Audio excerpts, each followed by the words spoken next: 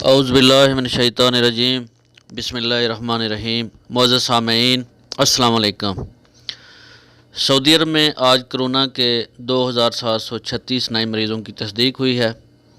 سبق web site کے مطابق ترجمان وزارت صحت ڈاکٹر محمد عبدالعالی نے کہا ہے کہ ملک میں مریضوں کی کل تعداد 54,752 ہو گئی ہے، جبکہ 28,718 ایکٹیو کیسز ہیں، جن میں 202 کی حالت بہت ہی تشویشناک ہے۔ اللہ تعالیٰ تمام لوگوں کو شفا یاب کرے۔ کل مریضوں میں 40% سعودی اور 60% غیر ملکی شامل ہیں۔ جن مریضوں کی حالت نازک ہے وہ ICU میں زیر علاج ہیں۔ آج 2056 مریض شفا یاب بھی ہوئے ہیں۔ اس طرح شفا یاب ہونے والوں کی کل تعداد 25,722 ہو گئی ہے۔ ترجمان وزارت صحت نے بتایا کہ گزشتہ 24 گھنٹوں کے دوران 10 مریضوں کی وفات ہو گئی ہے۔ اس طرح وفات پانے والوں کی کل تعداد 312 ہو گئی ہے۔ آج وفات پانے والے تمام مریض ہی غیر ملکی ہیں۔ اللہ تعالیٰ مرنے والوں کو جنت الفردوس میں اعلیٰ مقام عطا فرمائے، آمین۔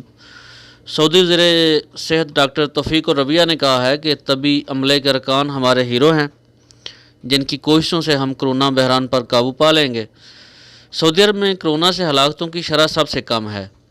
سعودی وزیر صحت نے مزید کہا کہ کرونا وائرس کے کیسز کی روزانہ بڑھتی ہوئی تعداد کی وجہ آپ سب کو معلوم ہے، کیونکہ طبی ٹیمیں گلی محلوں میں جا کر معائنہ کر رہی ہیں، اس لیے مریضوں کی تعداد دن بدن بڑھ رہی ہے۔